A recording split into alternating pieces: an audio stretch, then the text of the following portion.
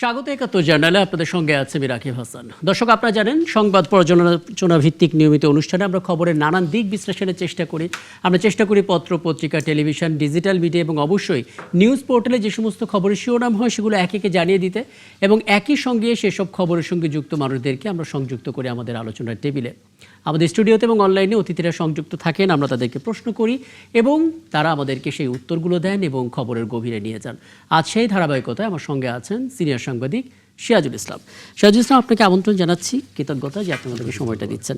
আজকে আমরা আমাদের আলোচনার শুরুতেই পশ্চিমবঙ্গটাকে সামনে রেখেছি, তারপর আবারও দেশের আলাপে ফিরবো এবং শেষে যদি সুযোগ থাকে তাহলে ছোট করে ইরানের আপডেটও নিয়ে নিব, কারণ আপনি আসলে ইরান নিয়ে দীর্ঘদিন ধরে কাজ করছেন। এবং বলে রাখি দর্শক, আমাদের এই গোটা আয়োজনে আপনারাও তো আছেনই এবং আমাদের সঙ্গে বিভিন্ন পর্যায়ে ধাপে ধাপে অনুষ্ঠানের অতিথিরা যুক্ত হবেন অনলাইনে এবং তাদের কাছ থেকেও আমরা তাদের মন্তব্যগুলো জানার চেষ্টা করব। এবং বলে রেখে এই মুহূর্তে আমার সঙ্গে আছেন বিএনপি নেতা রাশেদ খান, আমরা দেখতে পাচ্ছি, আছেন এনসিপির যুগ্ম সদস্য সচিব কেন্দ্রীয় কমিটির ফরিদুল হক, আপনাকেও আমন্ত্রণ জানাচ্ছি, এবং পশ্চিমবঙ্গ থেকে শিক্ষক ও সাংবাদিক মীর রাকেশ রোশন তো আছেনই। তিনজনকে এই কৃতজ্ঞতা, ধন্যবাদ আমাকে সময়টা দেওয়ার জন্য।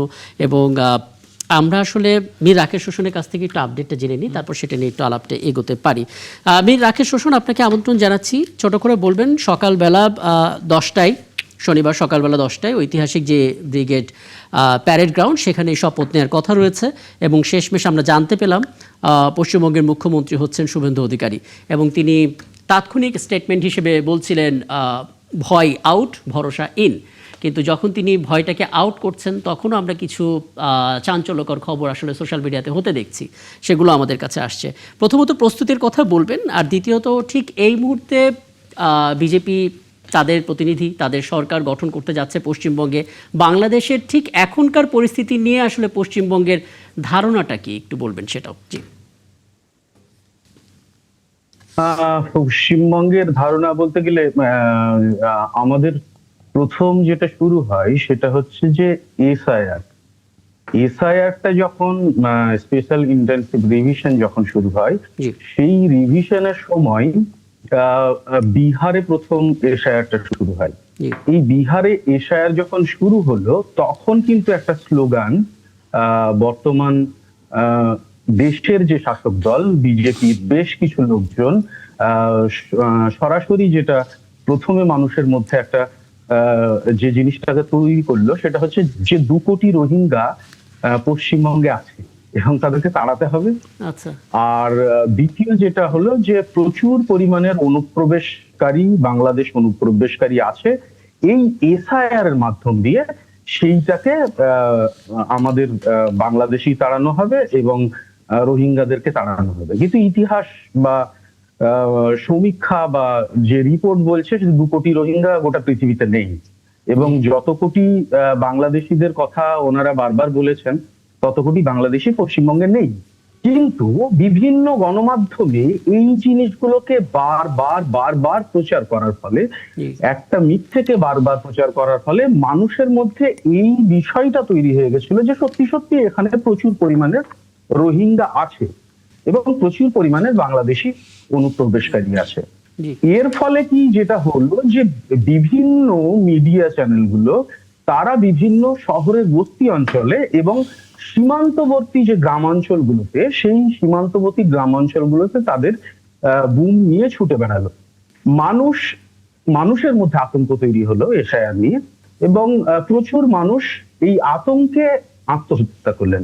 প্রচুর বিএলও কাজের প্রেসারে আত্মহত্যা করেছেন এবং এইটা নিয়ে দীর্ঘ একটা আন্দোলন তৈরি হয়েছিল। সাধারণ মানুষ বিভিন্ন আন্দোলনে নেমেছিলেন, বিএলওরাও আন্দোলনে নেমেছিলেন, কিন্তু দেখা যাচ্ছে যে এসআইআর পরবর্তী পর্যায়ে যে বিষয়টা উঠে আসলো সেই বিষয়টা হচ্ছে যে খুব ভয়ঙ্কর। মানে প্রথমে এসআইআর এর মধ্যে একটা খুব অদ্ভুত বিষয় উঠে আসলো, বিহারে যেটা হয়নি পশ্চিমবঙ্গের ক্ষেত্রে, বাকি রাজ্যের ক্ষেত্রেও সেগুলো হয়নি, একমাত্র পশ্চিমবঙ্গের ক্ষেত্রে একটা অদ্ভুত শব্দ উঠে আসলো যেটার নাম হচ্ছে অ্যাডজুডিকেশন। এই অ্যাডজুডিকেশনের মাধ্যম দিয়ে প্রায় 60 লক্ষ মানুষকে, মানে এসআইআর হওয়ার ফলে কি হচ্ছে যে আপনি আসলে যেই আলাপটাতে এখন ঢুকছেন এটা একটু বড় পরিসরের দাবি রাখে। আমি একটু পরে আপনার কাছে মূল এই অংশে যাব, কিন্তু আমরা যেহেতু একটা ছোট বিরতিতে যাব, কাজেই এই আগে আমরা ছোট ছোট করে কয়েকটা বিষয় একটু জেনে নিতে চাই। যেমন প্রথমত প্রস্তুতি ব্যাকগ্রাউন্ডের, আর দ্বিতীয়ত আমরা দেখতে পাচ্ছিলাম যে নির্বাচনে জয়ের পর, অর্থাৎ ফল গণনার পর যখন ফল প্রকাশ হলো, তারপর থেকে শুরু করে বিভিন্ন জায়গায় নানা রকমের হামলা, ভাঙচুরের খবর আমরা পাচ্ছিলাম। এখনো কি সেটা বলবৎ আছে নাকি পরিস্থিতি কিছুটা ঠান্ডা? জি। না, এখনো বলবৎ সেটা আছে। বিভিন্ন পার্টি অফিস দখল, পার্টি অফিস ভাঙচুর, আচ্ছা। ভোটের রেজাল্টের পরে পরেই সব থেকে অদ্ভুত ঘটনা ঘটেছিল সেটা হচ্ছে যাদবপুরে লেনিনের মূর্তিতে রং মাখানো হয়েছিল, এবং মুর্শিদাবাদের জিয়াগঞ্জে একটা লেনিনের মূর্তি ভাঙা হয়েছিল। পাশাপাশি একটা খবর নতুন করে উঠে আসছে যে মুর্শিদাবাদের লালবাগ শহরে একটা ওয়াকফ সম্পত্তির উপরে দখলদারি চেষ্টা করা হয়েছে। বাড়ি ভাঙচুর, পার্টি অফিস ভাঙচুর, প্রচুর প্রচুর পরিমাণের এই জিনিসগুলো উঠে এসেছে। ফলে একটু অবস্থা আছে। শাহজুল ইসলাম কিছু জানতে চাইবেন আপনি? হ্যাঁ, আমার কিছু প্রশ্ন ছিল। একটা প্রশ্ন হচ্ছে, এই যে রোহিঙ্গাদের তাড়ানোর একটা প্ল্যান করছে বললেন, এমনই তো বলেছেন উনি। হ্যাঁ, 2 কোটি রোহিঙ্গা, কিন্তু 2 কোটি রোহিঙ্গা গোটা বিশ্বেই নেই আর কি। আচ্ছা, 2 কোটি রোহিঙ্গা থাকুক বা না থাকুক, আমার প্রশ্ন হচ্ছে এই রোহিঙ্গাগুলোকে কি বাংলাদেশের দিকে পুশ ইন করার চেষ্টা করবে কিনা, প্রথম প্রশ্ন।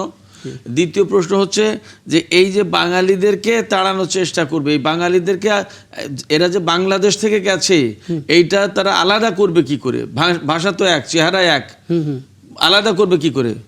এই দুটো আগে জেনে নি, তারপরে ঠিক আছে। আমার আরো অনেক প্রশ্ন আছে, জি, এবং খুব গুরুত্বপূর্ণ আরেকটা প্রশ্ন আছে, সেটা আমি জানার পরে আমরা করব। হ্যাঁ, রাকেশ বসু। জি।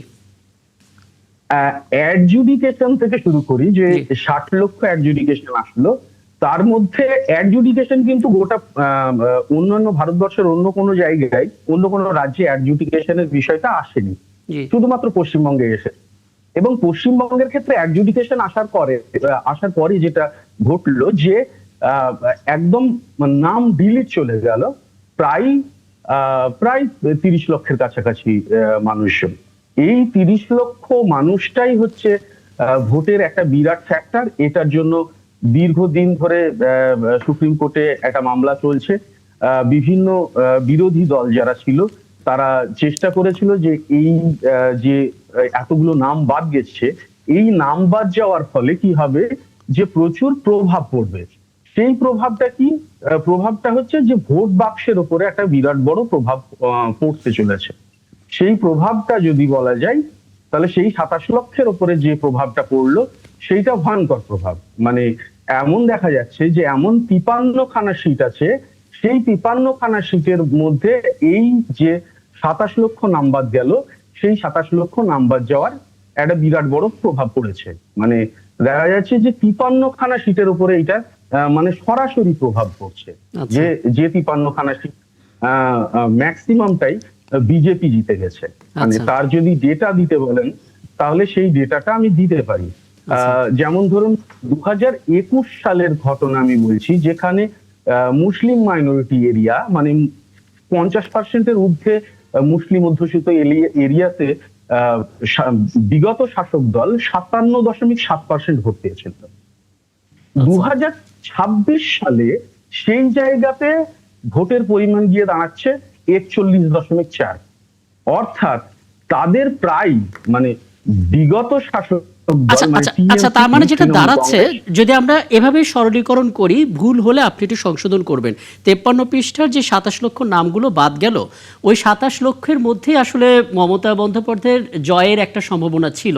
যেহেতু 27 লক্ষ বাদ গেল, ফলাফলটা এরকম হলো, সেটা 57 থেকে কমে 41% এলো। তাহলে প্রশ্ন হচ্ছে, 27 লক্ষ মানুষের ভাগ্যে আসলে কি রয়েছে? বাংলাদেশ রয়েছে নাকি পশ্চিমবঙ্গেই থাকবেন তারা? না, তাদের তো ট্রাইব্যুনাল চলছে, ট্রাইব্যুনালে তাদের মানে বিচার কার্য চলছে। যাদের যাদের ট্রাইব্যুনালে বিচার কার্য মানে সম্পন্ন হচ্ছে, তাদের নাম চলে আসছে। নাম যাদের আসবে না, তাদের ক্ষেত্রে আলাদা করে নোটিশ পাঠানো হবে। তার মধ্যে এই মুহূর্তে মানে এই 2-1 দিনের মধ্যেই খবর পেলাম যে ট্রাইব্যুনালের একজন বিচারপতি অলরেডি ইস্তফা দিয়েছেন। এবং আমাদের সুপ্রিম কোর্টের প্রধান বিচারপতিও এই উদ্বেগটা প্রকাশ করেছিলেন যে জয়মাল বাগচি, উনি বলেছিলেন যে প্রায় 49খানা সিটের উপরে, মানে এসআইআর এর যে নাম ডিলিট হয়ে আছে, যাদের বিচার কার্য চলছে, সেইটার মধ্যে প্রায় 49খানা সিটে এটার উপরে প্রভাব পড়ছে, সরাসরি প্রভাব পড়ছে।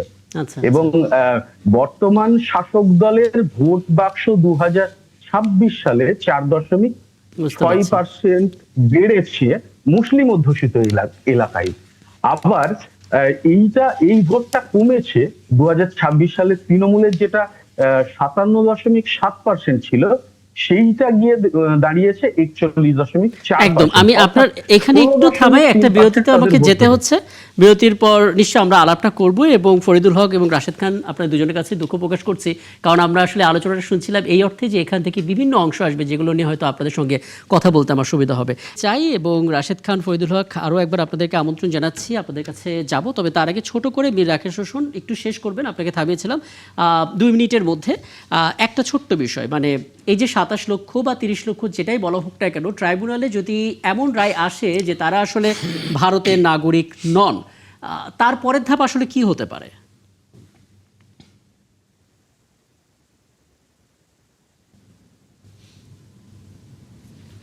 খুব সম্ভবত আমরা সংযোগটা হারিয়ে ফেলেছি। আমরা পুনঃসংযোগটা পেয়েছি বোধহয়। রাকেশ, শুনতে পাচ্ছেন আমাকে? হ্যাঁ, পাচ্ছি। হ্যাঁ, একটু রোটেট করে নিতে হবে। এবং রোটেট করতে করতে একটু শুনি আপনার কাছ থেকে, এই যে 27 লক্ষ বা 30 লক্ষ যে কজনই হোক না কেন, ট্রাইব্যুনালে যদি রায়টা এরকম হয় যে তারা আসলে ভারতের নাগরিক নন, তারা প্রমাণ করতে পারলেন না, সেক্ষেত্রে তাদেরকে মানে পরবর্তী ধাপ কি হতে পারে? কোথাও কি তাদেরকে স্থানান্তর করা হবে, বা ছোট করে একটু ধারণা দেবে? এই নিয়ে আপাতত মানে কোন ধরনের কথা আমরা এখনো অব্দি শুনতে পাইনি। তবে ট্রাইব্যুনালে যারা নিজের নোটিশ আসার পরে, প্রাথমিকভাবে ট্রাইব্যুনালে যে ডকুমেন্টস জমা দেওয়া আছে সেই ডকুমেন্টস দেখেই বিচার কার্য চলছে। যার যার ক্ষেত্রে সেই বিচার কার্য সম্পূর্ণ হচ্ছে না, তাকে নোটিশ পাঠানো হচ্ছে। এই নোটিশ পাঠানোর পরে ফরেন ট্রাইব্যুনালস অ্যাক্ট অনুযায়ী যারা আত্মপক্ষ সমর্থনের সুযোগ থাকছে, তারা নিজস্ব উকিল বা ব্যবহার করতে পারেন। তারপরে যদি প্রমাণ না হয়, সেক্ষেত্রে তাকে বিদেশি বলে গণ্য হবে। এই বিদেশি বলে গণ্য করা হওয়ার পরে কি অবস্থায় সেটা যাবে, সেইটা নিয়ে এখনো অব্দি সম্পূর্ণ ধারণা আমরা পাইনি। বুঝতে পারছি। বিদেশটা মানে কোন দেশ হতে পারে, সেটা কি অনুমান করা যায়? পশ্চিমবঙ্গের ক্ষেত্রে বিদেশ যদি বলা যায়, তো পশ্চিমবঙ্গের তো আর কাছাকাছি বলতে গেলে প্রতিবেশী দেশ বাংলাদেশ আর শ্রীলঙ্কা, এর বাইরে তো আর কাছাকাছি একদম পরিষ্কার। হ্যাঁ হ্যাঁ, আমি আবারও ফিরবো আপনার কাছে, আপনি আমাদের সঙ্গে আছেন। ফরিদুল হক, একটা বিষয় একটু স্পষ্ট করবেন। আমরা আসলে এনসিপির আহ্বায়ক নাহিদ ইসলামের একটা বক্তব্য শুনছিলাম, সেটা নিয়ে রিপোর্ট করেছি, শিরোনামটা এরকম করেছি যে পশ্চিমবঙ্গের ফলাফলের পর বাংলাদেশের দায়িত্ব বেড়ে গেছে। নাহিদ ইসলামের মন্তব্য করেছেন। দুটো বিষয় একটু বলবেন। প্রথমত, কি ধরনের দায়িত্বের কথা বলছেন আপনারা? কি ধরনের দায়িত্বটা বেড়ে গেল?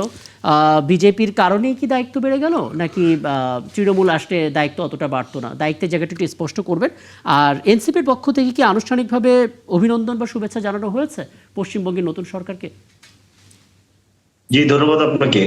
না, আমরা এখনো আনুষ্ঠানিকভাবে কোনো শুভেচ্ছা বার্তা জানাইনি, কারণ না জানানোর মতো যথেষ্ট কারণ আমাদের কাছে আছে। কারণ আপনার যদি মনে থাকে যে শেখ হাসিনা পতনের পরেই এই শুভেন্দু অধিকারীর নেতৃত্বেই কিন্তু মানে কি বলে যে একদম ফাইনাল যে বাংলাদেশি ঘৃণা কিংবা বাংলাদেশি খেদাও যে প্রকল্প বিজেপির পশ্চিমবঙ্গে, সেটা শুরু হয়। এবং তারা ধারাবাহিকভাবে বাংলাদেশের বিরুদ্ধে, বাংলাদেশের স্বাধীনতা সার্বভৌমত্বকে খাটো করে, বাংলাদেশের জনগণের গণরায়, গণ অভ্যুত্থান, এগুলোকে খাটো করে ক্রমাগত বক্তব্য দিতে থাকে। এবং বাংলাদেশে হাই কমিশনের সামনে আন্দোলন করা, বাংলাদেশের বর্ডারে গিয়ে ডিস্টার্ব তৈরি করা, এগুলো চতুর্দিক থেকে কিন্তু বিজেপির পক্ষ থেকে হয়। এবং এইটা এখন এসে কিছুটা পরিষ্কার হচ্ছে যে এই পুরো প্রক্রিয়াটা তাদের ছিল হচ্ছে নির্বাচনে জেতার একটা কি বলে যে একটা গ্র্যান্ড প্ল্যান। এই গ্র্যান্ড প্ল্যানের অংশ হিসেবে বাংলাদেশি খেদাও ধরনের। ফরিদুল হক, এখানে আমি দুঃখিত, আপনাকে একটু থামাচ্ছি, আপনি বলবেন। আমি শুধু আপনার কথার প্রেক্ষিতে এটি একটু জানতে চাই, মানে পশ্চিমবঙ্গে শুভেন্দু অধিকারী তাৎক্ষণিক যে বক্তব্যগুলো আসছিল ওই অন্তর্বর্তী সরকারের সময়, সেই বক্তব্যগুলো রেসপন্স হিসেবে মনে করেন কিনা? কারণ অনেকে এটা বলছে, বাংলাদেশ থেকে যে স্লোগানগুলো দেওয়া হচ্ছে, দিল্লি না ঢাকা, দিল্লি না ঢাকা, কিংবা অ্যাম্বাসির সামনে যেভাবে জড়ো হচ্ছে, তার বিপরীতে তাদের একটা রিয়াকশন ছিল। না না না না, মানে দিল্লি না ঢাকার সাথে তো ধরেন মানে ঢাকা না মানে দিল্লি না ঢাকা, আপনার এই জায়গাটা আমরা কোথা থেকে এই স্লোগানটা দিচ্ছি? এটা তো বাংলাদেশ, এই মানে পশ্চিমবঙ্গ কিংবা ইন্ডিয়ার জনগণের সাথে আমাদের কোনো দূরত্ব নেই তো। মূল জায়গাটা হচ্ছে যে দিল্লির যে আধিপত্য, দিল্লির যে আধিপত্য, সেই আধিপত্যের বিরুদ্ধে আমরা রুখে দাঁড়াইছি বারবার। সেই জায়গাটা থেকে স্লোগান দেওয়া, বা পশ্চিমবঙ্গ কিংবা ইন্ডিয়ার জনগণের সাথে তো আমাদের কোনো মানে নাই, সমস্যা নেই। সমস্যা হচ্ছে যে দিল্লির নীতি। খেয়াল করেন, আমরা কিন্তু দিল্লি বলছি, আমরা কিন্তু গোটা ভারতও বলছি না। মানে দিল্লি যেই সাউথ ব্লক থেকে যে রাষ্ট্রটা পরিচালনা করা হয়, তাদের যে নীতি, আগ্রাসী নীতি, শুধু বাংলাদেশের ক্ষেত্রে না তো, পুরো ধরেন এই সাউথ এশিয়া জুড়ে যেভাবে তারা আগ্রাসী নীতি মানে কি বলে যে মানে চালু করেছে, যেভাবে এরকম হাসিনার মতো ফ্যাসিস্ট শাসকদেরকে তারা শোল্ডারিং করেছে, তাদেরকে ক্ষমতায় এনেছে, টিকিয়ে রেখেছে, তো স্বাভাবিকভাবে এটা জনগণের একটা স্বতঃস্ফূর্ত ধরেন বিস্ফোরণ ছিল। কিন্তু আপনার যেটা খেয়াল করতে হবে সেটা হচ্ছে যে, আপনি খেয়াল করেন যে শুভেন্দু অধিকারী আজকে সে আগামীকালকে সে সম্ভবত মুখ্যমন্ত্রী হতে যাবে, সে বক্তৃতার মধ্যে পরিষ্কার ভাবে বলছে যে বাংলাদেশকে গাজার মতো শিক্ষা দিতে হবে। মানে একটা ওই যে জায়নবাদী যে প্রকল্প ইসরায়েলের, যে এই গাজাকে যেভাবে চারদিক থেকে কাঁটাতারের বেড়া দিয়ে ঘিরে রেখে গাজার উপরে যে গণহত্যা চালিয়েছে, ইতিহাসের নৃশংসতম গণহত্যা। একটা ছোট্ট তথ্যের মাঝখানে দিয়ে রাখি যেন, ফরিদুল হক, মোট 21টা ভিডিও শুভেন্দু অধিকারীর, 21টা ভিডিও, এর বেশিও হতে পারে, তবে ন্যূনতম 21টা ভিডিও ফেসবুকে ভাইরাল, যার প্রত্যেকটা হচ্ছে গেল 18 মাসে, অর্থাৎ অন্তর্বর্তী সরকারের সময়, অর্থাৎ সাম্প্রতিক সময়। একদমই পরিষ্কার। মানে আমি যে মূল পয়েন্টটা বলতে চাই সেটা হচ্ছে যে, এই যে আওয়ামী লীগের পতনের পরে এই ইস্যুটাকে কাজে লাগিয়ে বাংলাদেশি ঘৃণাকে এবং বাংলাদেশি খাদ্য, আপনি নির্বাচনের দিনও খেয়াল করে দেখবেন যে বিরাট পুলিশ বহর নিয়ে সে বাংলাদেশের ধর বলে তো মানে একটা এক ধরনের ভিডিও করে স্ট্যান্ডবাজি করছিল। এরকম একটা ভিডিও আমি অন্তত দেখেছি। মানে বাংলাদেশি বলে খোঁচা দিচ্ছিলেন, এরকম কথা। হ্যাঁ, এটা একটা কমপ্লিট এবং মুসলমান ঘৃণা। এবং আরেকটা গ্র্যান্ড ডিজাইন যেটা করেছে দাদা, যেটা বলছিলেন যে আপনার এখানে মানে এই যে ইলেকশন ইঞ্জিনিয়ারিং করার জন্য যেই আসনগুলোতে তাদের ভোট হচ্ছে গিয়ে চ্যালেঞ্জে ছিল, সেই জায়গাগুলোতে নাগরিকত্ব আইনের নামে একটা বড় সংখ্যক ভোটারকে বাইরে রাখা। আপনি খেয়াল করে দেখেন, আমি ইন্ডিয়ান একটা মানে নিউজ চ্যানেলের প্রতিবেদন গতকালকে দেখছিলাম যে 105টা আসনে বিজেপি জিতেছে এমন সংখ্যক ব্যবধানে, যেখানে বাদপড়া ভোটারের সংখ্যা মানে বাদপড়া তালিকার ভোটারের সংখ্যা বেশি। মানে ওই ভোটাররা যদি থাকতেন এবং ভোট দিতেন, তাহলে হয়তোবা রেজাল্ট অন্যরকম হতে পারতো। তার মানে এই নির্বাচনটাকে কেন্দ্র করে আওয়ামী লীগকে ধরেন ব্যবহার করে, আওয়ামী লীগের সেন্টিমেন্টকে ব্যবহার করে, এবং হচ্ছে যে একটা বাংলাদেশি ঘৃণা, একটা বাংলাদেশি খেদাও, মুসলমান ঘৃণা, এইটাকে কাজে লাগিয়ে এই নির্বাচনটাকে কেন্দ্র করে তারা কিন্তু একটা লম্বা রোডম্যাপ নিয়েছিল। সেই রোডম্যাপে আপাত দৃষ্টিতে মনে হচ্ছে যে তারা সাকসেসফুল হয়েছে, কিন্তু আমাদের পশ্চিমবঙ্গ সহ এই আশেপাশের পুরো অঞ্চল, বাংলাদেশ সহ সাধারণ নাগরিকদের ক্ষেত্রে যে ব্যাপারটা ঘটলো, যে এখানে ক্রমাগত আরো ঘৃণার চাষাবাদ তৈরি হবে, আরো ঘৃণা উৎপাদন হবে। একটা জিনিস আপনি হয়তো দেখেছেন ফজলুল হক, আপনি আরো ভালো বুঝবেন, ভারত আসলে তাদের ফরেন পলিসিতে ভীষণ রকমের স্ট্রিক্ট থাকে, যে সরকারি আসুক না কেন খুব একটা পরিবর্তন হয় না। এনসিপি কি মোটামুটি কনফিডেন্ট যে বিজেপি না এসে তৃণমূল আসলে পরিস্থিতি ভালো হতো বা ভালো হবে? না, মানে না, আপনি খেয়াল করেন যে একটা দল কেন্দ্রে ক্ষমতায় আছে কিন্তু পশ্চিমবঙ্গে ক্ষমতায় ছিল না, সেই দলের নেতারা যেই পরিমাণ বাংলাদেশি ঘৃণা এখানে উৎপাদন করেছে, এবং কেন্দ্র তাদের একই ধরনের নীতি আছে, মানে একটা বাংলাদেশি হটাও এবং বাংলাদেশি খেদাও বলে তারা কিন্তু 4000-এর উপরে পুশিং করেছে গত 1.5 বছরে বাংলাদেশি সীমান্তে। বর্ডার হত্যা এখনো বন্ধ হয়নি। আপনার অন্যান্য আনসেটেল ইস্যুগুলো, নদীর পানি সহ, বাণিজ্য সহ অন্যান্য আনসেটেল ইস্যুগুলো এখনো রয়ে গিয়েছে। এরপরে পশ্চিমবঙ্গের উপরে এই পশ্চিমবঙ্গে এরকম একটা হিন্দুত্ববাদী সরকার আবার পশ্চিমবঙ্গে ক্ষমতায় আসার মধ্য দিয়ে অবশ্যই বাংলাদেশে একটা অস্থিরতা তৈরির একটা সম্ভাবনা কিংবা আশঙ্কা তো আমরা করি। কিন্তু আমরা পরিষ্কারভাবে যেটা বলতে চাই, আমি এনসিপির পক্ষ থেকে খুব দায়িত্ব নিয়ে বলছি পরিষ্কারভাবে, যে বিজেপির সাথে কিংবা ইন্ডিয়ান রাষ্ট্রের পলিসির সাথে আমাদের যে দ্বন্দ্ব, সেটা মোটেই পুরো গোটা ভারতের সাধারণ জনগণ কিংবা পশ্চিমবঙ্গের তো নয়ই, তাদের সাথে কিন্তু আমাদের কোনো দ্বন্দ্ব না। দ্বন্দ্বের জায়গাটা হচ্ছে এই বিজেপির হিন্দুত্ববাদী নীতি এবং হচ্ছে যে এই যে দিল্লির যে ধরেন আগ্রাসী আধিপত্যবাদী নীতি, এইটার সাথে আমাদের দ্বন্দ্ব।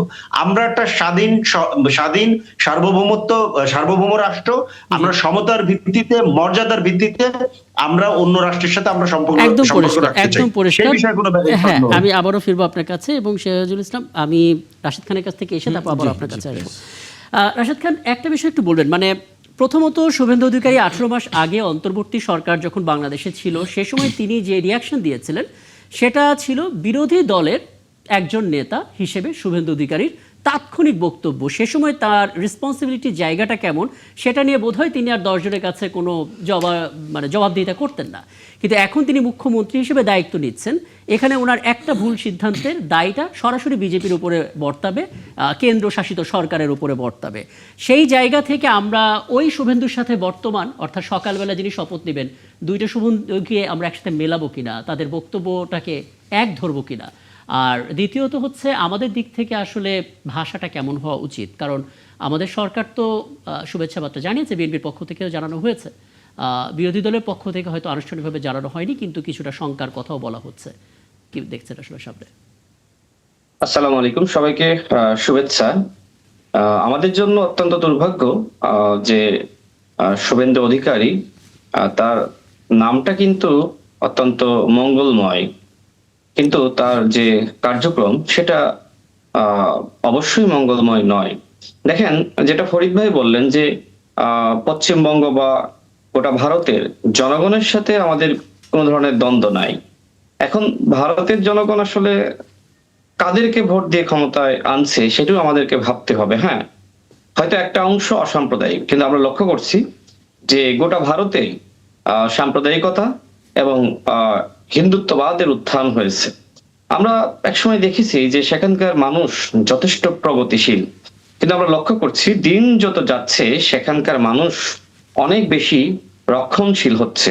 এবং আমরা লক্ষ্য করছি যে ভারতে যে ধরনের রক্ষণশীলতা, সেটা অনেকটা আসলে বাংলাদেশকেও প্রভাবিত করার চেষ্টা করছে। আমি আজকে এনসিপির একজন নেতার বক্তব্য আমি শুনলাম, তিনি যেটি বলছেন, তিনি নারায়ণগঞ্জে একটি মসজিদে জুমার নামাজ পড়েছেন, এরপরে তিনি বলছেন যে গেরুয়া পতাকা বাংলাদেশের দিকে ধেয়ে আসছে এবং মুসলমানদেরকে ঐক্যবদ্ধ হতে হবে। মানে আমি এই জিনিসটা আসলে বুঝলাম না, যেখানে বাংলাদেশ একটি অসাম্প্রদায়িক রাষ্ট্র। আপনি কি বলতে পারেন? নাসিরউদ্দিন পাটোয়ারি বলেছে, সেখানে তিনি মুসলমানদেরকে ঐক্যবদ্ধ হতে বলছেন। দেখেন, শুভেন্দু অধিকারীরা যেমনি ভাবে মানে হিন্দুদেরকে ঐক্যবদ্ধ হতে বলে, ঠিক একইভাবে তার বক্তব্যের মধ্যেও আমি এটি পেলাম, তিনি মুসলমানদেরকে ঐক্যবদ্ধ হতে বলছেন। এখন এইটাকে যদি আপনি বিশ্লেষণ করেন তাহলে কিন্তু অনেক কিছু আসলে বোঝা যায়। এরপরে তিনি বলছেন যে আমাদেরকে মসজিদ ভিত্তিক মানে এর সাথে মসজিদের সঙ্গে স্কুল, হাসপাতাল, সমাজ কল্যাণ কার্যক্রম যুক্ত করতে হবে। তো দেখেন, তার মানে তিনি বোঝাচ্ছেন যে মসজিদের সাথে রাষ্ট্র ব্যবস্থাকে মেলাতে হবে।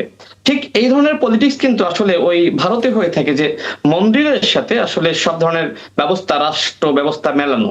তো বাংলাদেশে কি আসলে আমরা মুসলমানদেরকে ঐক্যবদ্ধ করতে চাই এবং ওই মসজিদকে কেন্দ্র করে আমাদের রাষ্ট্র পরিচালনা, রাষ্ট্র ব্যবস্থা বা ধর্মীয় রাজনীতি আমরা কি আসলে ওই বিজেপির খপ্পরে বা হিন্দুত্ববাদের খপ্পরে পড়তে চাই, না আমরা বাংলাদেশের মানুষকে সবাইকে এই আগ্রাসনের বিরুদ্ধে একতাবদ্ধ করতে চাই? যে ধরুন আমরা এই স্টেটমেন্ট দিলাম না, নাসিরউদ্দিন পাটোয়ারি এই কথাটা বললেন না যে মুসলমানদেরকে ঐক্যবদ্ধ করতে হবে ইত্যাদি, আমরা আমাদের দিকে ভীষণ রকম পজিটিভ থাকলাম, কিন্তু বিজেপি হিন্দুত্ববাদের ইস্যুটাকে সামনে এনে বিগত সময়ে যা করেছে সেটাই যদি জারি রাখে, আমাদের দিক থেকে তাহলে রেসপন্সটা কি হবে? আমি একটু শেষ করে আমার ব্যাখ্যাটা আপনি বোঝার চেষ্টা করেন। তো আমি এটাই বলছি যে বাংলাদেশের জনগণের উদ্দেশ্যে উনি বলতে পারতেন যে পুরো বাংলাদেশের মুসলমান, হিন্দু, বৌদ্ধ, খ্রিস্টান আমাদের সবাইকে একতাবদ্ধ হতে হবে, কিন্তু তিনি অন্য ধর্মের যারা আছে তাদেরকে বাদ দিলেন। এখন বাংলাদেশের যে ধরনের সংস্কৃতি বাস্তবতা আর ভারতের সংস্কৃতি বাস্তবতা এটা তো এক না। বাংলাদেশের জনগণ অত্যন্ত অসাম্প্রদায়িক, এদেশের যারা মুসলমান তারাও অসাম্প্রদায়িক। ভারতে সংখ্যালঘুদের উপর যে ধরনের নির্যাতন নিপীড়ন হয় বাংলাদেশে হয় না, এবং এদেশের মুসলমানরা যথেষ্ট অসাম্প্রদায়িক। আমি এই জন্যই বলছি এই বাংলাদেশে কেউ যাতে ওই বিজেপি যে স্টাইলে ক্ষমতায় গেছে ঠিক একইভাবে বাংলাদেশে মুসলমানদেরকে ঐক্যবদ্ধ করার নামে মসজিদকে কেন্দ্র করে রাষ্ট্র পরিচালনা, মসজিদকে কেন্দ্র করে চিকিৎসা ব্যবস্থার উন্নয়ন, শিক্ষা ব্যবস্থার উন্নয়ন, আসলে এটা কিভাবে হবে সেই পলিসি আমার কাছে মনে হয় যে ফরিদুল ইসলাম ভাইয়েরা কিভাবে নিয়েছেন যে মুসলমানদেরকে ঐক্যবদ্ধ হতে বলছেন, এই বক্তব্যের মধ্যে আসলে এক ধরনের কৌশল রয়েছে। একটা তথ্য জানিয়ে রাখি রাশেদ খান, সেটা হচ্ছে নাহিদ ইসলাম কিন্তু এই মন্তব্য পরবর্তীতে করেছেন যে আমরা দেখিয়ে দেব দক্ষিণ এশিয়ায় সংখ্যালঘুদের জন্য সবচেয়ে নিরাপদ হচ্ছে বাংলাদেশ। না সেটা ঠিক আছে, আমি তো নাহিদ ইসলামের বক্তব্য এখানে আসলে বিশ্লেষণ করছি না, যেহেতু এর আগে আমরা দেখেছি যে নাহিদ ইসলাম আবার নাসিরউদ্দিন পাটোয়ারির বক্তব্যকে নিজে অন করেছেন এবং বিভিন্ন জায়গায় তার প্রশংসা করেছেন। যদিও নাসিরউদ্দিন পাটোয়ারি বিভিন্ন জায়গায় যে ধরনের বক্তব্য দিয়েছে সেটা আসলে কিভাবে এনসিপির মতন একটা সংস্কারপন্থী দল তারা আসলে এটাকে অন করে আমি জানি না। আমি এই জন্যই প্রসঙ্গটা, যেহেতু ফরিদুল ইসলাম ভাইয়ের বক্তব্য এবং নাসিরউদ্দিন পাটোয়ারির যে বক্তব্য যেটার ভিতরে এক ধরনের কৌশল রয়েছে, আমার কাছে মনে হলো যে এক ধরনের পার্থক্য আছে। এই জন্য ভাই যদি ক্লিয়ার করেন তাহলে আমরা যারা রয়েছি আমরা আসলে স্পষ্ট হব। ফরিদুল হক একটু যদি পরিষ্কার করেন, মানে নাসিরউদ্দিন পাটোয়ারির ব্যক্তিগত মন্তব্য কোনটা আর কোনটা এনসিপির নাসিরউদ্দিন পাটোয়ারির মন্তব্য? জি দেখেন, নাসিরউদ্দিন পাটোয়ারির যে মসজিদে গিয়েছেন এটা একটা পুরোপুরি তার একটা ব্যক্তিগত সফর, একটা ধরেন সামাজিক কার্যক্রমের মধ্যে উনি গিয়েছেন। ওইখানে উনি যে কথাগুলো বলেছেন আমি এগুলো শুনিও নি। এইগুলোকে ধরেন এনসিপি পজিশন হিসেবে, যদি ওইখানে কোনো ইয়ে থেকে থাকে আমি ঠিক জানি না। এখন উনি তো ধরেন একটা নির্দিষ্ট অংশ কোট করে বলছেন, আমি বক্তব্যটা না শুনে আসলে এটা ডিফাইন করা কঠিন। কিন্তু আমি যেটা বলবো, আপনি যেটা মানে মেনশন করেছেন যে আমাদের আহ্বায়ক জনাব নাহিদ ইসলাম উনি একটা দলীয় প্রোগ্রামের মধ্যে অফিসিয়াল একটা বার্তা দিয়েছেন। মানে দলীয় প্রোগ্রামে যখন একটা দলের প্রধান কথা বলেন, ওইটা আপনাকে অফিসিয়ালি ধরে নিতে হবে। ওইখানে উনি বলেছেন যে এইখানে মানে ভারতে কিংবা ইন্ডিয়াতে যে পরিমাণ মুসলমানদেরকে সংখ্যালঘু বানিয়ে যে নির্যাতন করা হচ্ছে, এটার পাল্টা কোনো ঘটনা যাতে বাংলাদেশে না ঘটে, বাংলাদেশের যারা সংখ্যালঘু আছে তাদেরকে নিরাপত্তা দেওয়ার দায়িত্ব আমাদেরকে নিতে হবে। এটা হচ্ছে একটা ব্যাপার। আর একটা ব্যাপার হচ্ছে যে এইটা তো ঠিক যে এইখানে ইন্ডিয়াতে একটা মানে বিজেপি একটা মুসলমান ঘৃণার এবং বাংলাদেশি খেদাও রাজনীতি করতেছে। তো সেইটার পাল্টা বক্তব্য আকারে কখনো কখনো রাস্তাঘাটে বক্তব্যের মধ্যে অনেক ধরনের কথা আসে, খণ্ডিত ভাবে যে কোনো কথাকে বললে ওইটা ধরে আসলে পার্টির পজিশন ক্রিয়েট করা যায় না। কিন্তু আমি যেটা বলেছি, আমাদের আহ্বায়ক যেটা বলেছেন, এই জায়গাটা থেকে আমাদেরকে দেখতে হবে যে আমরা ভারতের সাথে, ভারতের জনগণের সাথে আমাদের কোনো বিরোধ নেই, এবং আমরা ভারতের যে পলিসি, আগ্রাসী যে পলিসি, সেই পলিসির বিরোধিতা আমরা করছি, এটা আমরা করে যাবো। মানে বাস্তবতা হচ্ছে জনগণের সাথে কখনো জনগণের, আমি এই বিষয়ে আরেকটু স্পষ্ট করি, আমি এই বিষয়ে আরেকটু স্পষ্ট করতে চাই। দেখেন, যখন নাসিরউদ্দিন পাটোয়ারিরা এইভাবে বিজেপি ঘটনা বা সেইখানে কি হয়েছে পশ্চিমবঙ্গে, সেই ঘটনাকে কেন্দ্র করে বাংলাদেশের মুসলমানদেরকে একতাবদ্ধ হতে বলেন, তখন এই দেশে যারা আসলে সংখ্যালঘু সম্প্রদায়ের রয়েছে, সেটা হিন্দু বলেন, বৌদ্ধ বলেন, খ্রিস্টান বলেন, তাদের জন্য এক ধরনের আতঙ্ক তৈরি হয়। তাহলে কি এই দেশের মুসলমানরা একতাবদ্ধ হয়ে সেই দেশের সংখ্যালঘু সম্প্রদায়ের সাথে যে ধরনের ঘটনা ঘটছে, বাংলাদেশের ভবিষ্যতে এই ধরনের ঘটনা ঘটবে কিনা, এই আশঙ্কার জায়গা থেকে আমি এই প্রশ্নটা তুললাম। যদিও এরকম কিছু এরকম কোনো কথা এখানে ইন্ডিকেশন নাই।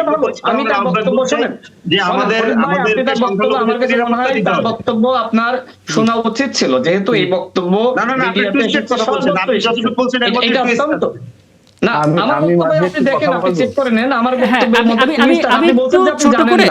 মীর রাকেশ হোসেন কি বলতে চাচ্ছেন শুনি। মীর রাকেশ হোসেন, আমি একটু শেষ করতে চাই। রাশেদ খান আসবো, আপনার কাছে আসবো। জি রাকেশ হোসেন, সংক্ষেপে। জি আমি ব্যক্তিগতভাবে মনে করি যে পৃথিবীর প্রত্যেকটা প্রান্তে প্রত্যেকটা সংখ্যালঘু, সে শুধু ধর্মীয় সংখ্যালঘু বলে নয়, স্বাধীন মত, জেন্ডার, যে কোনো বিষয়ের ক্ষেত্রে সংখ্যালঘু, সে ভাষা হোক, সে জাতিগত হোক, সে সেই জায়গায় মানে কোনো না কোনো ভাবে একটু অত্যাচারিত হয়। সেটা শুধু ভারতবর্ষের নয়, সেটা শুধু বাংলাদেশের নয়, সেটা শুধু ধর্মে নয়, সেটা শুধু ভাষায় নয়, সেটা স্বাধীন মতের ক্ষেত্রেও হয়, মানে উদার চিন্তার ক্ষেত্রেও হয়। জি তো এইটা প্রত্যেকটা দেশের সংখ্যাগরিষ্ঠের ভাবা উচিত, সে বাংলাদেশের মুসলমান সম্প্রদায় হোক বা আমাদের দেশের হিন্দু সম্প্রদায় হোক। একদম একদম আমরা যতটা উদার চর্চা করতে পারবো, সেই জায়গা থেকে সেই দেশের সংখ্যালঘুরা মানে সেই নিরাপত্তাটা পাবে। এইটা সংখ্যাগরিষ্ঠের দায়িত্ব। একদম পরিষ্কার, একদম কিন্তু পরিষ্কার। দাদা, হ্যাঁ, আপনারা কিন্তু সেই সংখ্যাগরিষ্ঠ একটি দেশ, আপনারা কিন্তু এই কাজটি করতে পারছেন না। আমি দায়িত্ব নিয়ে বলতে পারি, বাংলাদেশের মুসলমানরা এখানে সংখ্যাগরিষ্ঠ, তারা কিন্তু সেই কাজটি তারা করছে। এদেশে দেখেন, আপনাদের যে শুভেন্দু অধিকারীরা, তারা ভারতে বসে যে ধরনের কথাবার্তাগুলো বলে, এই কথাবার্তাগুলোর কোনো ভিত্তি নাই। তারা বাংলাদেশকে দখল করতে চায়, এদেশে নাকি আমাদের সনাতন ধর্মের যারা রয়েছে তাদের উপর নাকি হামলা হচ্ছে, নিপীড়ন হচ্ছে। এই যে আপনাদের ওইখানকার যারা আমাদের হিন্দু সম্প্রদায় রয়েছে তাদেরকে ভয় দেখানো এবং একটি সাম্প্রদায়িক গোষ্ঠীকে বুঝতে উস্কে পারছি। দিয়ে রাশেদ খান, আমি প্রথমত বলে রাখি, মীর রাকেশ হোসেন কিন্তু কোনো রাজনৈতিক ব্যক্তিত্ব না। রাশেদ খান, মীর রাকেশ হোসেন কিন্তু রাজনৈতিক ব্যক্তিত্ব না, উনি একজন সাংবাদিক এবং শিক্ষক। উনি ওনার জায়গা থেকে আসলে জিনিসটা ব্যাখ্যা করছেন। উনি আসলে বিজেপিকেও ডিফেন্ড করতে পারবেন না, তৃণমূলকেও পারবেন না। যাই হোক, দক্ষিণ এশিয়ার প্রেক্ষাপটটাই এখন, মানে আমাদের উপমহাদেশের যে প্রেক্ষাপট, সেই প্রেক্ষাপটটাই মূলত ধর্মীয়। একদম। রাকেশ হোসেন, আমি আপনাকে একটু থামাই, আমার আরো কিছু বিষয় একটু জানার আছে। সিরাজুল ইসলাম, যদি আপনি চান রাশেদ খান কিংবা ফরিদুল হক তাদেরকে প্রশ্ন করতে পারেন, কিন্তু আপনার কাছে ছোট একটা বিষয় আমার জানার আছে। প্রথমত, একটা দল যখন ক্ষমতায় আসে, তিনি আসলে কোন সিদ্ধান্ত নেবে, সেখানকার মুখ্যমন্ত্রী, তার জন্য তো সময় দেওয়া প্রয়োজন বা সেটা একটু পর্যবেক্ষণ করা প্রয়োজন। তার আগেই যদি এরকম কোনো বক্তব্য চলে আসে, সেটা হতে পারে খণ্ডিত অংশ হতে পারে, কারণ আজকাল সোশ্যাল মিডিয়ার কারণে খণ্ডিত অংশই তুমুল বিতর্ক তৈরি করে। সেখানে যদি একজন নেতা বলে দেন যে আমাদের মুসলমানদেরকে ঐক্যবদ্ধ থাকতে হবে, তখন আসলে সামগ্রিক জাতিসত্তা তো মানে আলাপের বাইরে চলে যায় এবং আলাদা একটা ন্যারেটিভও তৈরি হয়ে যায়। কি বলবেন? আমি এখানে দুইটা বিষয় বলি। একটা বিষয় হচ্ছে যে এই যে ধর্মের ভিত্তিতে এই বিষয়গুলো ডিফাইন করা, এগুলো যেটা বিজেপি করছে সেটা ঠিক তার অনুরূপ আর একটা কথা বা আর একটা বিবৃতি তো এটা হয়ে গেল। এইগুলো না করা ভালো, এটা হলো প্রথম কথা। দ্বিতীয় কথা হচ্ছে যে আমি ব্যক্তিগতভাবে নাসিরউদ্দিন পাটোয়ারির কথাটাই তো এখানে মূল আলোচনা হচ্ছে। নাসিরউদ্দিন পাটোয়ারির অনেক বক্তব্য বিতর্কিত আছে এবং আমি ব্যক্তিগতভাবে যা মনে করি সেটা হচ্ছে যে বয়সের একটা সমস্যা আছে। বয়সের সমস্যা হচ্ছে তারা খুবই জুনিয়র মানুষ এবং রাজনীতিতে তো তাদের যে অনেক ব্যাকগ্রাউন্ড আছে তা তো না। রাজনীতির পোড় খাওয়া, ঝানু, অভিজ্ঞতা অর্জন, এগুলো কিন্তু আলাদা জিনিস। তো কোথায় কোন সমাজে কোন জায়গায় কি কথা বলতে হয় সেটা একটা ব্যাপার। আবার রাজনীতির পেছনে অনেক কিছু কলকাঠি নাড়া হয়, যেমন কাকে দিয়ে কোন কথা বলাবো, আবার সেই কথার পেছনে আরো কিছু থাকবে, নানান রকমের হিসাব নিকাশ, অনেক চালচিত্র পেছনে থাকে, সামনে থাকে, আছে। তবে আমি যে এখানে মোটা দাগে যে কথাটা বলতে চাই, নাসিরউদ্দিন পাটোয়ারির ব্যাপারে আমাদের বাংলাদেশের ভেতরে প্রচুর কথা আছে। বিশেষ করে এনসিপিকে অনেক ক্ষেত্রে বিতর্কিত করার ক্ষেত্রে এই নাসিরউদ্দিন পাটোয়ারি ভূমিকা রেখেছে। অনেক বিতর্কিত কথাবার্তা নাসিরউদ্দিন পাটোয়ারি বলে। আমি একজন সাংবাদিক হিসেবেও যদি না দেখি, সাধারণ বাংলাদেশের সাধারণ নাগরিক হিসেবেই আমি দেখেছি এই ধরনের বক্তব্য তার রাখা উচিত না। এবং দল থেকেই এনসিপির যেহেতু এই মুহূর্তে একটা তাদের সম্ভবত 5 জন বা 6 জন প্রতিনিধি সংসদে প্রতিনিধিত্ব করছে, এটা কিন্তু বেশ একটা গুরুত্বপূর্ণ ব্যাপার। এবং এনসিপি এমন একটা দল যারা যারা 24 জুলাই আন্দোলনে খুবই গুরুত্বপূর্ণ ভূমিকা পালন করেছে, যদিও তারা এনসিপি নামে তারা ছিল না। পরবর্তীতে তাদের বাংলাদেশের রাজনীতিতে বাংলাদেশের মানুষের কাছে কিন্তু আলাদা রকমের একটা মর্যাদা আছে, গ্রহণযোগ্যতা আছে, তাদের কিন্তু একটা আলাদা অবস্থান আছে। এখন এই এনসিপির নেতাদেরকেই এই অবস্থানটা ধরে রাখার জন্য তাদের কোন নেতা কি বলবেন এবং স্পোক্স পারসন ঠিক করা উচিত, কোন নেতা কি বলবেন এবং কোন প্রসঙ্গে কি রকম অবস্থান নেওয়া উচিত একটু বুঝে শুনে যদি তারা নিজেরা ঠিক না করতে পারে, যেহেতু এটা ভারত বাংলাদেশের প্রশ্ন বা এরকম গুরুত্বপূর্ণ যে প্রশ্নগুলো থাকে, সেই জায়গায় প্রয়োজনে অন্য রাজনীতিক যারা এই ব্যাপারে ঝানু অভিজ্ঞ পড়খা তাদের সাথে পরামর্শ করে কথাগুলো বললে সুবিধা হয়, এবং এটা খুব সেন্সিটিভ একটা বিষয়। ফরিদুল্লাহ, আপনি নিশ্চয়ই শুনছিলেন সিরাজুল ইসলামের কথা। মানে এনসিপি বক্তব্যগুলো আসলে এখন খুব গুরুত্বপূর্ণ, কারণ এই অর্থে যে এনসিপি কিন্তু আমাদের বিরোধী দলের একটা বড় অংশ এবং তারা পার্লামেন্টের মধ্যে আছে। ওদিকে শুভেন্দু অধিকারী, যার বিরুদ্ধে অভিযোগ, তিনিও এখন মুখ্যমন্ত্রী হিসেবে দায়িত্বে আছে। কাজে এনসিপির দিক থেকে বক্তব্যের সুরের মধ্যে আসলে আগের বক্তব্যের টোনটা থাকলে তো মুশকিল। একটু রাজনৈতিক পরিপক্কতার কথাও বলা হচ্ছে সিরাজুল ইসলামের পক্ষ থেকে। জি না, রাজনীতিতে শেখার কোনো শেষ নেই। যে কেউ রাজনীতিতে যে কোনো সময় শিখতে পারে, এটা বয়সের উপরে পুরোটা ডিপেন্ড করে, আমি এরকম মনে করি না। তবে শেখার শেষ নেই, সবাইকে শিখতে হবে, এইটা আমি একমত। কিন্তু আমি একটা জিনিস বলতে চাচ্ছি, সেটা হচ্ছে যে আমরা আলাপ করছিলাম বিজেপির উত্থান এবং শুভেন্দু অধিকারী নিয়ে, সেখান থেকে আলাপটা চলে আসলো হচ্ছে গিয়ে নাসিরউদ্দিন পাটোয়ারি। এখানে ছিল, আমার হাতে এটা ছিল, কিন্তু দ্বিতীয় অংশ ছিল এনসিপির এই কথা। আপনি জিনিসটা বোঝার চেষ্টা করেন। আমি আপনাকে একটু ক্লিয়ার শেষ করে নিই। আপনি এটা টুইস্টেড করে ফ্যাব্রিকেটেডলি বলতেছেন। ভাই একটা মসজিদে নামাজ পড়তে গেছে, নামাজ থেকে বেরিয়ে সে একটা সামাজিক ধরনের বক্তব্য দিয়েছে, সেটাকে আপনি টুইস্টেড করতেছেন কেন? এটা তো আলাপের বিষয় না। এটাকে আপনি কেন একটা মতামত তৈরি করার চেষ্টা করতেছেন? তাহলে কি সংখ্যালঘুদের উপরে হামলা আমার ঠিক এই মুহূর্তে একটা ছোট্ট বিরতিতে যেতেই হচ্ছে। রাশেদ খান এবং ফরিদুল হক, আমি এখান থেকে আবার আলাপটা শুরু করব এবং বিরতি থেকে এসে ফরিদুল হক আপনার কাছে যাব এবং পরবর্তীতে রাশেদ খানের কাছে। দর্শক, ফরিদুল হক, আপনাকে থামিয়েছিলাম, আপনার বক্তব্যটা একটু শুনতে চাই এবং এরপর রাশেদ খান আপনার কাছে আসবো। জি ফরিদুল হক।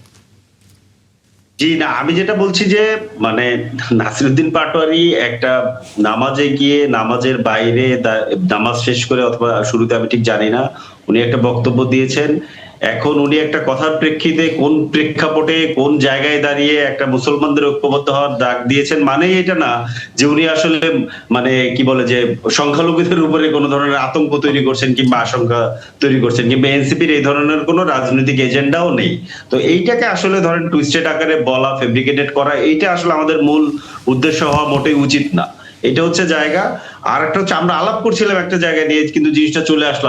বরঞ্চ আমি বলবো যে এই যে আরএসএস বিজেপির যে উত্থান এবং তাদের যে ধরেন গরম নিঃশ্বাস বাংলাদেশের উপরে পড়তেছে, আপনারা বরঞ্চ বিএনপির দিকে তাকান। বিএনপি গত নির্বাচনে দুইজনকে, তাদের নিজেদের লোকদেরকে বাদ রেখে দুইজন ক্যান্ডিডেটকে দিয়েছে যাদের সরাসরি বিশ্ব হিন্দু পরিষদের সাথে যুক্ততা আছে, দুইজনই যদিও ফেল করেছেন। এইবার আওয়ামী লীগের এক নেত্রীকে তারা পার্লামেন্টে পাঠিয়েছেন, সুবর্ণা ঠাকুর, যার সাথে মতুয়া সম্প্রদায় এবং বিজেপির কানেকশন আছে, কারণ ওইখানে তাদের মন্দিরে নরেন্দ্র মোদী এসেছিলেন 2021 সালে, যখন এইখানে শত শত মানুষকে গুলি করে হাসিনা সরকার মানে আহত নিহত করেছে। তো এইগুলোর দিকে তাকান, বরঞ্চ কে কি বক্তব্য দিচ্ছে, একটা বক্তব্যের একটা পরিস্থিতির উপরে একটা বক্তব্য, সেটার খণ্ডিতাংশ নিয়ে একটা আলগা আতঙ্ক তৈরি করার, এটার কোনো মানে হয় না। মানে এইটা আমি বলবো যে পরিষ্কার অবস্থান আমাদের আমি নিশ্চয়ই বিএনপির নেতা হিসেবে এখানে রাশেদ খান আছেন, তার কাছ থেকে তো ব্যাখ্যা জানার চেষ্টা করবো, কিন্তু আপনাকে একটা জিনিস একটু বলি। কিছু কিছু শব্দ, যেমন গেরুয়া পতাকা, পশ্চিমবঙ্গের বিজেপির গেরুয়া পতাকা, এর প্রভাব বাংলাদেশের কাছাকাছি চলে এসেছে, এখানে রেটরিক বা কোনো খণ্ডিত অংশ তো প্রয়োজন হয় না, এরকম স্টেটমেন্টই তো আলাদা একটা। গেরুয়া পতাকার ব্যাপারে তো কোনো আলাপ নাই, গেরুয়া পতাকা তো চলে এসেছে, এটা তো সত্যি যে এটা তো আসছে। আপনি ধরেন এটা তো গত 2 বছর ধরেই গেরুয়া পতাকার ধরেন গরম নিঃশ্বাস বাংলাদেশের উপরে পড়ছে। এবং পরের লাইনে ছিল যে মুসলমানরা যদি সজাগ না থাকে, ইমানি শক্তি না থাকে, তাহলে এটি ঠেকানো কঠিন হবে। ভাই এটা মসজিদের মধ্যে একটা মসজিদে নামাজ শেষে সেইটা বলেছে, এর মানে কি এতে করে সে এখানে খিলাফতের ডাক দিয়েছে, কিংবা এখানে সে বলছে যে এখন গিয়ে মাথায় রাখতে হবে নাসিরউদ্দিন পাটোয়ারি অনেক বড় একজন পরিচিত নেতা, তিনি নির্বাচনে দাঁড়িয়েছেন, তার একটা বক্তব্যেরও কিন্তু মূল্য আছে, তাই না? না আপনি এইটা না, একটা বক্তব্যের মূল্য, এই বক্তব্যটার মধ্যে হুমকিটা কোথায়? আপনি যখন আপনার উপরে হুমকি আসছে, তখন আপনি কি প্রোটেক্ট করার চেষ্টা করছেন? বরঞ্চ এই প্রোটেক্ট করার জন্য যে বক্তব্য আপনি দিচ্ছেন, সেটাকে হুমকি আকারে রিড করা, এই যে ফ্রেমিং করা, আমি এইটার মানে প্রতিবাদ জানাচ্ছি। এটা কি ধরনের ফরিদুল হক প্রতিবাদ জানিয়েছে, স্পষ্ট করেছে। রাশেদ খান, আপনি এটা অ্যাড করবেন, কিন্তু তার আগে ফরিদুল হক কিন্তু একটা পয়েন্ট বলেছে যে বিএনপির উচিত তাদের নিজের দিকে তাকানো, বিজেপির দিকে একটু বেশি ফোকাস হয়ে যাচ্ছে, তো বিএনপি নিজের দিকে তাকানোর কথা বলেছেন, কেন সেটাও তিনি স্পষ্ট করেছেন। যদি ওই ইস্যুতে কোনো ব্যাখ্যা দিতে পারেন। জি। আমি ব্যাখ্যা দিব। দেখেন, বিজেপির শুভেন্দু অধিকারী আর এনসিপির নাসিরউদ্দিন পাটোয়ারি, তাদের ভিতর আমি কোনো পার্থক্য দেখি না। তারা একই ধরনের বক্তব্য দেয় এবং এখানে একজন সাংবাদিক আছেন, তিনিও সে বিষয়ে তার মন্তব্য পেশ করেছেন। তো এনসিপি সংস্কার রাজনীতি করে, অসাম্প্রদায়িক রাজনীতি করে। আমি একটু শেষ করতে চাই প্লিজ।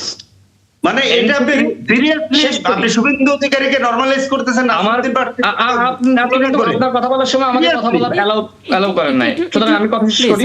হ্যাঁ বলুন, আপনি আমি বলুন। কথা শেষ করি, শোনেন। জি। গেরুয়া পতাকা বাংলাদেশের দিকে ধাবিত হচ্ছে, ওকে, খুব ভালো কথা। তাহলে বাংলাদেশের জনগণকে একতাবদ্ধ হতে হবে, কারণ বাংলাদেশ একটি অসাম্প্রদায়িক রাষ্ট্র। দেশের হিন্দু, বৌদ্ধ, খ্রিস্টান, মুসলমান আমরা সবাই মিলেমিশে এখানে বসবাস করছি। ভারতের যে রাজনৈতিক সংস্কৃতি আর বাংলাদেশের রাজনৈতিক সংস্কৃতি এক না।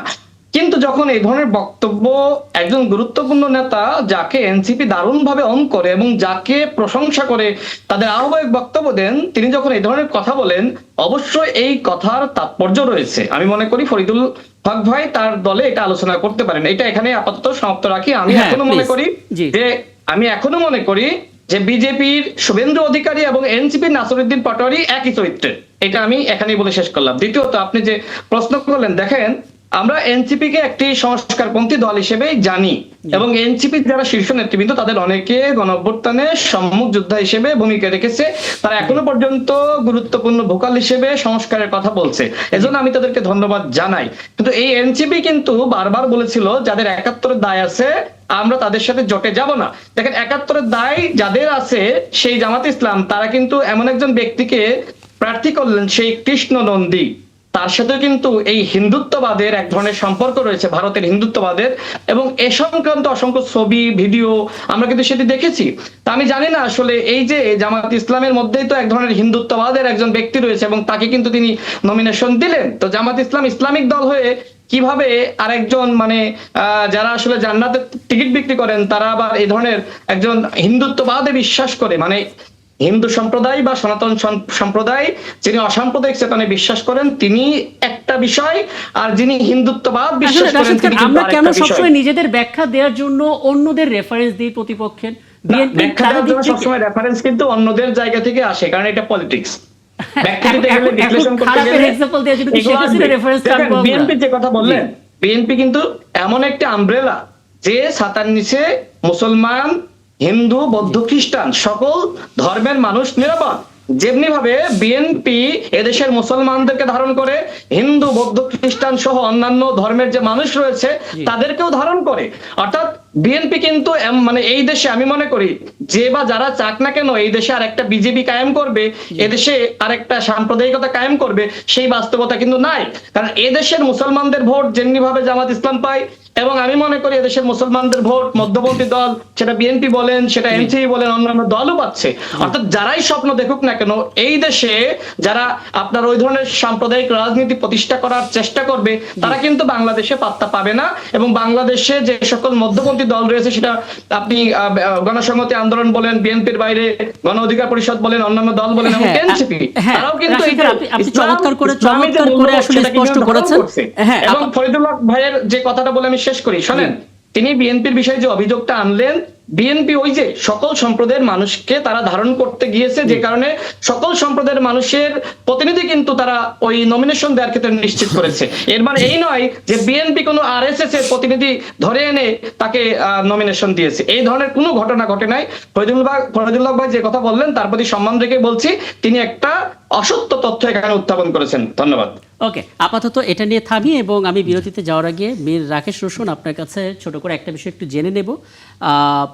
বিএনপি আমাকে একটু 1 মিনিট সময় দিতেন, 1 মিনিট 30 সেকেন্ড, তাহলে 1 মিনিটের মধ্যে শেষ করেন প্লিজ। জি জি জি জি আমি তীব্র নিন্দা জানালাম নাসিরউদ্দিন পাটোয়ারিকে শুভেন্দু অধিকারীর মতো একটা চরম সাম্প্রদায়িক লোকের সাথে তুলনা করে।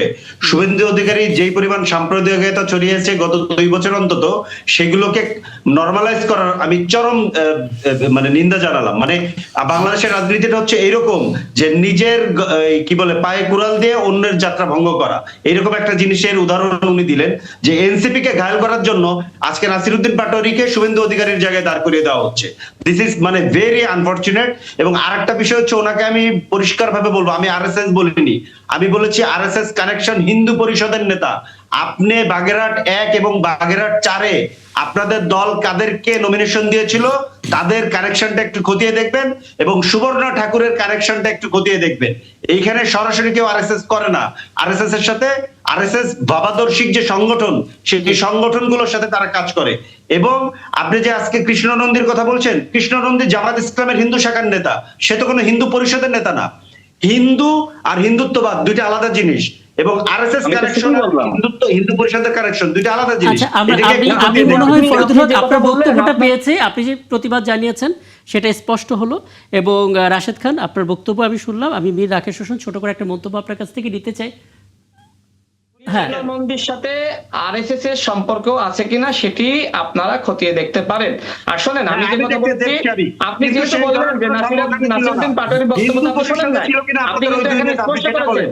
পরবর্তীতে উপস্থাপক কিন্তু স্পষ্টভাবে নাসিরউদ্দিন পাটোয়ারি কি বক্তব্য দিয়েছে সেখানে উল্লেখ করেছে।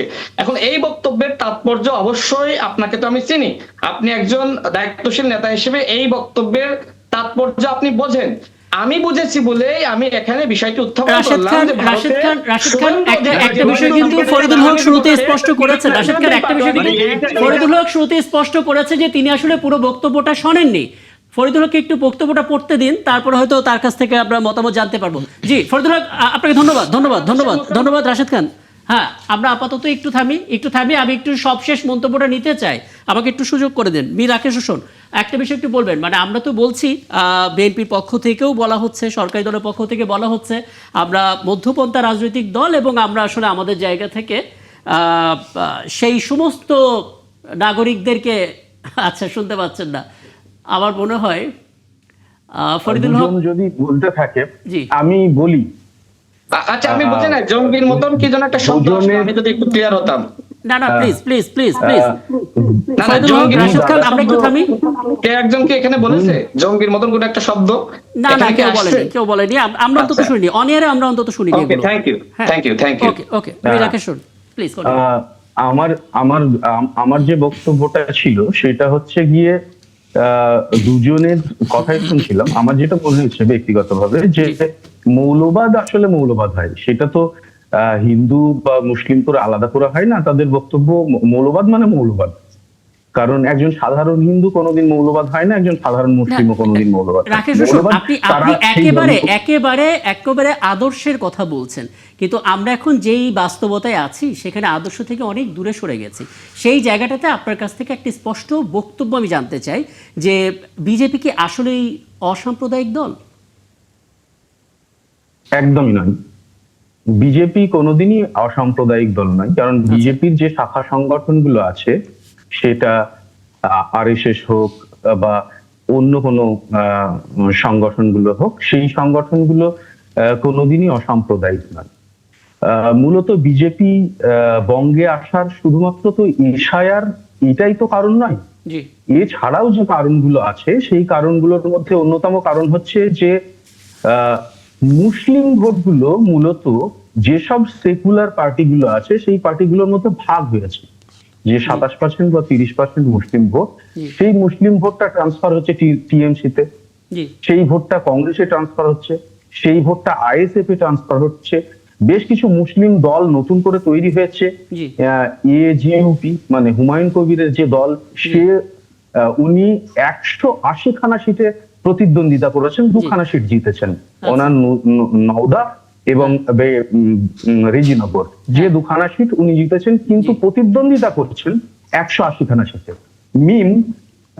এআই মিম, যেটা আসাউদ্দিন ওয়াইসির দল, উনি প্রতিদ্বন্দ্বিতা করছেন 11খানা সিটে, একটা সিটেও উনি জিততে পারেন। আচ্ছা, 30খানার বেশি সিটে আইএসএফ মানে ফাইট করছে, কিন্তু জিতছে একটা দল, এই একটা সিট। ফলে দেখা যাচ্ছে যে ম্যাক্সিমাম সিটগুলোই মুসলিম ভোটগুলো বারবার বিভিন্ন জায়গায় ট্রান্সফার হয়ে যাচ্ছে। মুসলিম ভোট একদম টিএমপিতে, কংগ্রেসে। রাকেশ, এখানে আপাতত আপনাকে একটু থামাই। আমি সবশেষ মন্তব্য সিরাজুল ইসলাম আপনার কাছে নিতে চাই। আপনি ফরিদুল হকের কথা শুনেছেন, রাশেদ খানের কথাও শুনলেন, এবং পশ্চিমবঙ্গের সাংবাদিকের কথাও শুনলেন। এখানে আমি যে কথা বলতে চাই, মূল আলোচনা যে বিষয় নিয়ে, সেটা হচ্ছে এই যে শুভেন্দু অধিকারী মুখ্যমন্ত্রী হচ্ছেন, বিজেপি পশ্চিমবঙ্গের ক্ষমতা আসছে, আমাদের একেবারে প্রতিবেশী একটা রাজ্য, বাট আমাদেরকে মনে রাখতে হবে সেটা দেশটা, সেটা একটা রাজ্য, আমরা কিন্তু দেশ, আমরা দেশ হয়ে একটা রাজ্যের সাথে কি রকম সম্পর্ক রাখবো সেটা একটু সেন্সিটিভিটি আছে বিজেপি এবং শুভেন্দু অধিকারীর নানা রকমের কথাবার্তা, তৎপরতা, এই সমস্ত কারণে। তো এই জায়গায় আমি মনে করি যে আমাদের একটা কৌশল ঠিক করা দরকার। এবং শুভেন্দু অধিকারী বিরোধী দলের থেকে যখন কথা বলেছেন এই কথাই একরকম হবে, আর সরকারে যখন আসবেন তিনি একটা দায়িত্বশীল পজিশনে যাবেন, তিনি মুখ্যমন্ত্রী হবেন, তখন তার কথা, কার্যক্রম, চালচরণ অনেক কিছুতে পরিবর্তন আসবে, পরিবর্তন আসা উচিত, বাঞ্ছনীয়। আমি মনে করি যে ওই জায়গায় শুভেন্দু অধিকারীও দায়িত্বশীলতার পরিচয় দেবেন। এবং আমি মনে করি যে যেহেতু রাজ্য, সেই জন্য রাজ্য হিসেবেই ট্রিট করে বাংলাদেশ সরকারের পক্ষ থেকে এখানে পররাষ্ট্রনীতির ক্ষেত্রে বা ডিপ্লোমেসির ক্ষেত্রে কী ধরনের কার্যক্রম করা উচিত সেই বিষয়গুলো নির্ধারণ করা উচিত। এক্ষেত্রে আগে ভাগেই যে কাজটা করা যায় বা করা উচিত সেটি হচ্ছে যে কলকাতায় আমাদের যে হাই কমিশন যে আছে, মিশন আছে, সেই সমস্ত মিশন থেকে আমার মনে হয় যে সরকারের সাথে যথেষ্ট দ্রুত কার্যকর লিয়াজও করা দরকার, এবং সেখান তার তথ্যের ভিত্তিতে, তাদের বক্তব্যের ভিত্তিতে আমাদের সরকার অনেক কিছু সহজেই নির্ধারণ করতে পারবে। এইভাবেই দেখা উচিত, দেখা দরকার। এবং আমি আবারও বলবো যে শুভেন্দু অধিকারী তিনি মুখ্যমন্ত্রী হওয়ার পরে বিরোধী দলের থেকে যে রেটরিকগুলো করেছেন তিনি নিশ্চয়ই দায়িত্বশীলতার পরিচয় দেবেন। একদম একদম, আমরা এই আশাবাদটা আপাতত নিয়েই শেষ করি। অনেক ধন্যবাদ মীর রাকিব হোসেন, ফরিদুল হক এবং রাশেদ খান, আপনাদের তিনজনকে। নিশ্চয়ই আপনি কিছু বলতে চাচ্ছেন রাশেদ খান? জি, 30 সেকেন্ডে দেখেন, 30 সেকেন্ডে বলবেন প্লিজ, কারণ আমাকে বিরতিতে যেতে হবে। জি, ছোট করে। অবশ্যই আমি স্বল্প সময়ে বলবো। আমার কাছে যেটি সিরাজ ভাই বললেন, একজন সিনিয়র সাংবাদিক, তার সাথে আমার ব্যক্তিগত সম্পর্ক আছে। দেখেন, শুভেন্দু অধিকারী আগেও যেমন ছিলেন ঠিক এখনো সেই রকমই থাকবেন, কারণ বিজেপি ক্ষমতায় যাওয়ার আগেও যেমন, ক্ষমতায় যাওয়ার পরেও সেরকম। অর্থাৎ তাদের কাছ থেকে আমার কাছে মনে হয় না যে কোনো অসাম্প্রদায়িক আচরণ আমরা প্রত্যাশা করছি। একটু আগে আপনি নিজেই বলেছেন রাজনীতিতে অনেক কিছুর পরিবর্তন ঘটে, অনেক ধরনের বদল হয়। জি না, বিজেপি তো তার যে রাজনীতি ক্ষমতায় যাওয়ার পরেও যেরকম, ক্ষমতায় যাওয়ার আগেই সেরকম। অর্থাৎ বিজেপি একটি সাম্প্রদায়িক দল, তাদের হাতে ভারতের মুসলমানরা কোনোভাবেই নিরাপদ নয়।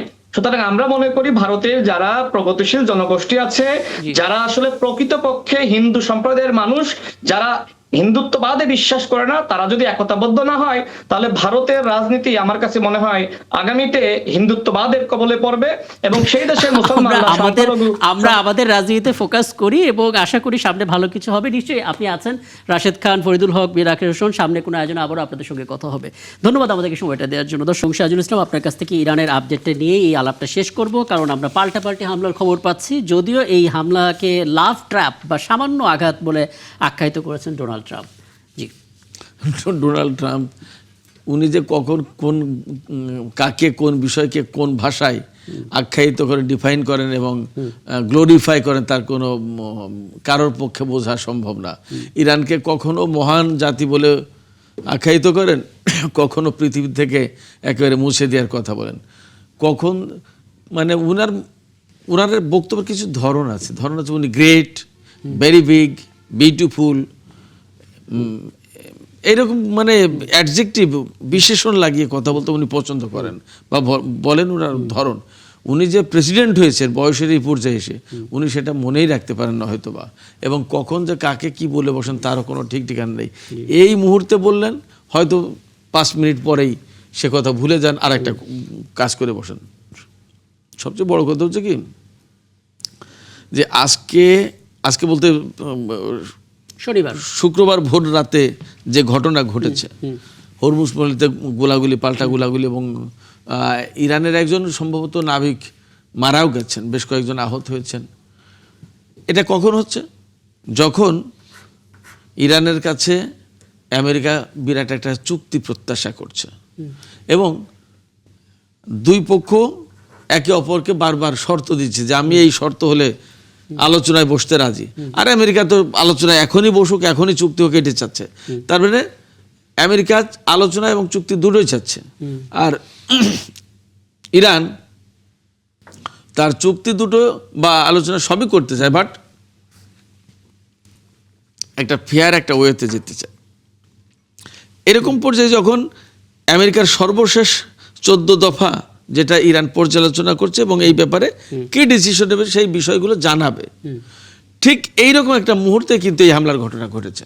দেখুন, এর আগে এই যুদ্ধ যখন শুরু হয়েছে, এই যে 60-65 দিন 68 দিন ধরে যে যুদ্ধ সংঘাত এবং উত্তেজনা চলছে, এর আগে ওমানের মধ্যস্থতায় যে আলোচনাটা চলছিল, আলোচনাটার একটা পর্যায়ে এসে আমরা এরকম কথা পাচ্ছিলাম যে জেনেভায় যে আলোচনা হচ্ছে তাতে একটা চুক্তির দিকে যাচ্ছে, দুই পক্ষ একটা সমঝোতায় পৌঁছে যাবে, এরকম একটা অবস্থা। এবং ডোনাল্ড ট্রাম্প খুব আশাবাদী ছিলেন, বলছিলেনও। কিন্তু এর ভিতরে হুট করে কিন্তু একদম এমন হামলা চালালো যেটা 40 দিন ধরে যুদ্ধ চলল। কেমন? তার আগে জুনে দেখেন, জুনে সেই ওমানের মধ্যস্থতায় ইরান এবং আমেরিকার ভেতরে আলোচনা চলছিল, সেই আলোচনার ভেতরে হামলা করে বসলো। তার মানে যখনই ডিপ্লোমেসিটা একটা কংক্রিট পাকাপোক্ত একটা অবস্থায় যেতে যায়, ঠিক সেই সময় ডোনাল্ড ট্রাম্পের বাহিনী ইরানের উপর হামলা করে বসছে। ফলে এই আমেরিকার সাথে ইরানের আসলে কোনো চুক্তি আর হওয়ার সম্ভাবনা থাকলো কিনা, আছে কিনা, সেটা একটা প্রশ্ন। আজকেই মার্কো রুবিও এবং ডোনাল্ড ট্রাম্প তারা প্রত্যাশা করছে শুক্রবারের ভেতরে ইরান জবাব দেবে। ইরান পরিষ্কার করে বলে দিয়েছে যে আমেরিকার পক্ষ থেকে বেঁধে দেওয়া কোনো টাইম ফ্রেমের ভেতরে ইরান জবাব দেবে না। কি করবে? একদম একদম। আমার হাতে সময় থাকলে আলাপটা দীর্ঘ করতাম, কিন্তু এটা খুব জানার প্রয়োজন ছিল। আসলে ডোনাল্ড ট্রাম্পের এখনকার মতিগতি একটা ধারণা পেয়ে গেলাম। নিশ্চয়ই সামনে আয়োজন আবার কথা হবে। Thank you. দর্শক, এই ছিল আজকের 71 জেনারেল আয়োজনে। আগামীকাল দেখা হবে নতুন বিষয় নিয়ে। থাকবেন আমাদের সঙ্গে।